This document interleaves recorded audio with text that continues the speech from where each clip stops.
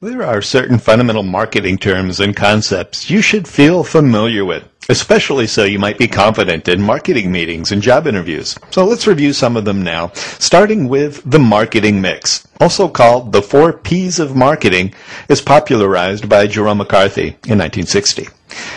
And the first P is product, which stands for the goods and services you offer, whether it's bottled water or car insurance or even education.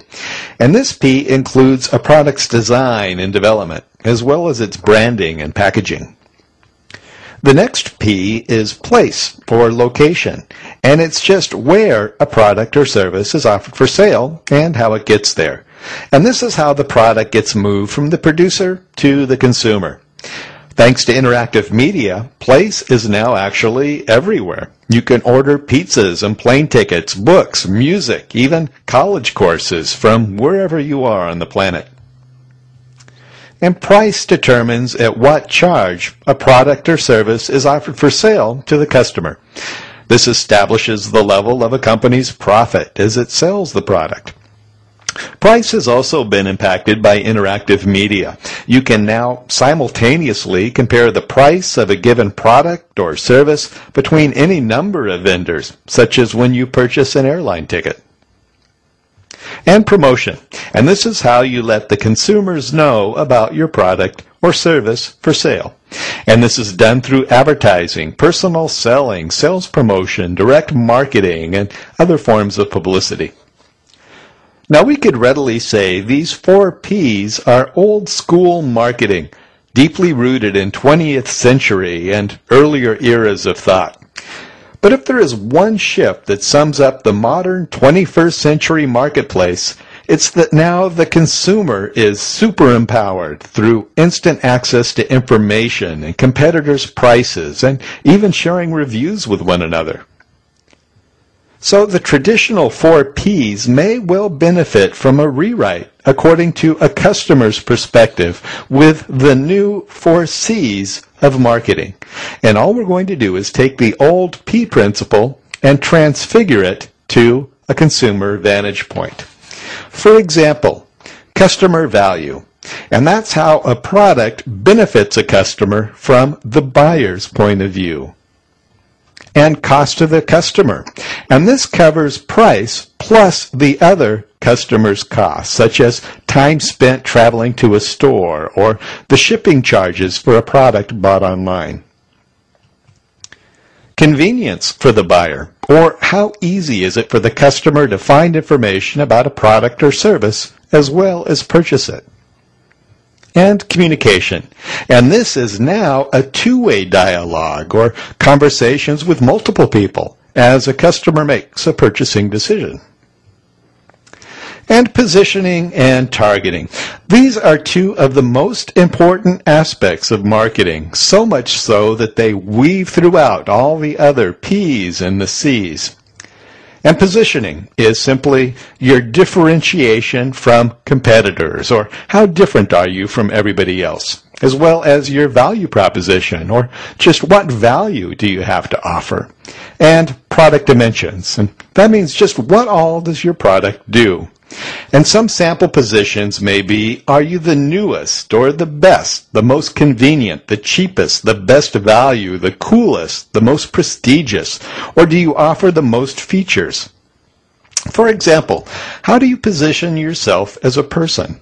Are you smart, hardworking, skilled? Do you make the lives better for the people around you? Now that may be your position, for example, as you try to appeal to possible employers or even a potential mate. And targeting simply answers the question, who are you positioning your product for? And this can also be measured in terms of demographic segmentation, which we'll consider in a moment. Now, value proposition and product dimensions answer the question of just what do you do and what are the various dimensions of your product. For example, for many years, the big toothpaste battle was between Colgate and Crest. Colgate promised white teeth. Crest featured the American Dental Association seal of approval as a top cavity fighter. Well, then along came Close-Up, which offered a gel that claimed not only will we make your teeth cleaner, but we'll make your mouth taste fresher too. And their slogan was, "Get a little closer with close-up." It was a great proposition, and they won a big chunk of the toothpaste market. Well, soon Colgate and Crest jumped in with their own gels. Then along came the pump dispenser and Arm & Hammer's baking soda toothpaste. Well, then Colgate Total offered a gel and a baking soda and a pump dispenser and said it will fight cavities, freshen breath, reduce tartar, and fight gingivitis all at the same time, all within a single product. And it's called adding dimensions, or expanding your reach into new demographic segments, or going deeper within your existing segments. Well, marketers are going to position their product and services according to the demographic characteristics of their target audience. Some of the most important demographic measures are these. Gender, especially in many cultures where women are the primary decision makers for purchases. And age, young people certainly buy different things than older people. And income, especially considering disposable income, which can be important for the sale of non-essential items or even luxury purchases such as travel.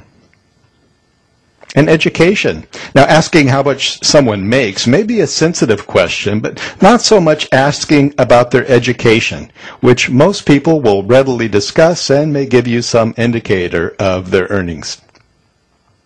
And location. For example, people in tropical climates will not likely be buying many heavy winter jackets.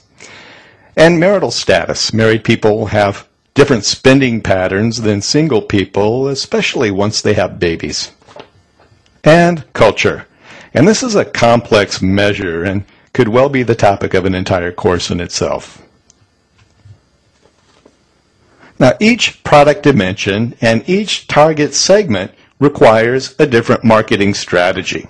For example, in the 1990s, Coca-Cola came up with 35 different attributes or dimensions for its soft drink flagship product as part of an Always Coca-Cola campaign aimed at different market segments.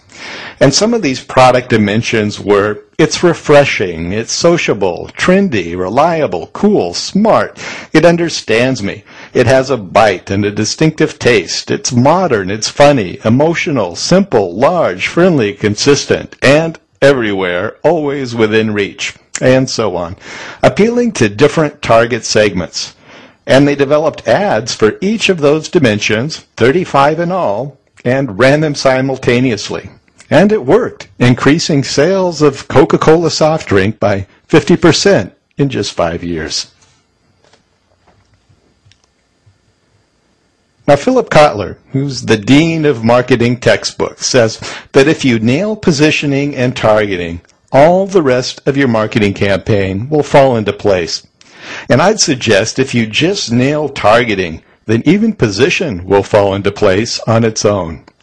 Let's say I segment my market to a target of 1, which is you. And if I know your happiest memory, if I know what scares you in the middle of the night, if I know what makes you feel safe and cherished, and if I can make you feel that no one in the world matters to me more than you do, well, then I might well win your loyalty, simply based on the position that I know what you need and I can meet it. And the moral of the story is know your audience, know your target, know your people first.